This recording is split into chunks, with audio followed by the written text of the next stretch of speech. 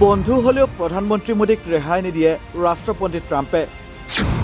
মোদী চৰকাৰক পুনৰ সকিয়নি ৰাষ্ট্ৰপতি বন্ধু ট্ৰাম্পৰ। আকৌ ভাৰতক কি কাঢ়া সতৰ্কবাণী দিলে ৰাষ্ট্ৰপতি ট্ৰাম্পে। আমেৰিকালৈ সস্তীয়া আৰু অনুন্নত চাউলৰ ৰপ্তানি ভাৰতৰ ডাম্পিং ৰেচ বন্ধ নকৰিলে নতুন শুল্ক আৰোপৰ ভাবুকি। ভাৰতৰ পৰা সংগ্ৰহ কৰা শুল্কৰে খেতিয়কক দিব আৰ্থিক সাহায্য। আমেৰিকাৰ ৰাষ্ট্ৰপতি ডনাল্ড ট্ৰাম্পে ভাৰতৰ পৰা আমদানিকৃত চাউলকে ধৰি কৃষি সামগ্ৰীৰ ওপৰত অতি শীঘ্ৰেই নতুন শুল্ক আৰোপ কৰাৰ সতৰ্কবাণী দিছে। কানাডাৰ পৰা অহা সাৰৰ ওপৰতো শুল্ক আৰোপৰ ইংগিত দিছে তেওঁ।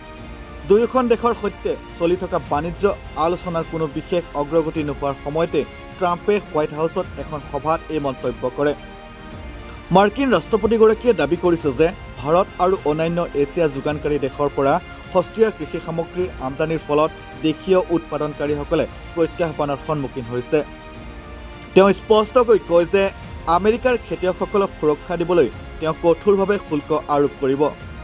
ট্ৰাম্পে ঘোষণা কৰে যে তেওঁৰ প্ৰশাসনে আমেৰিকাৰ খেতিয়কসকলক $12 বিলিয়ন অৰ্থনৈতিক সাহায্য আগবঢ়াব, যি ধন সহযোগী ৰাষ্ট্ৰসমূহৰ পৰা শুল্ক হিচাপে সংগ্ৰহ কৰা ৰাজহৰ পৰা আহিব।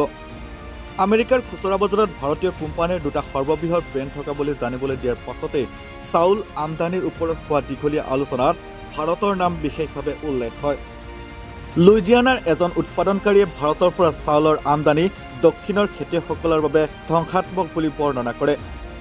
ইয়াৰ উত্তৰতে ট্ৰাম্পে দৃঢ়তাৰে ভাৰতক ভাবুকি দি কয়, ঠিক আছে, আমি ইয়াৰ ব্যৱস্থা ল'ম। এইটো সমাধান কৰাটো অতি সহজ। শুল্ক বৃদ্ধি কৰি পুনৰ 2 মিনিটতে সমস্যা সমাধান কৰিব পাৰি। তেওঁ লগতে কয়, তেওঁলোকে ডাম্পিং কৰা উচিত নহয়।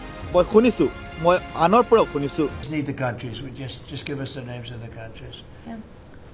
Tariffs again, it solves the problem in 2 minutes. Yeah, they've bought the largest brands at retail too, right? So they have an incentive to subsidize their products so that they can keep it on the shelf. Yeah, who did that?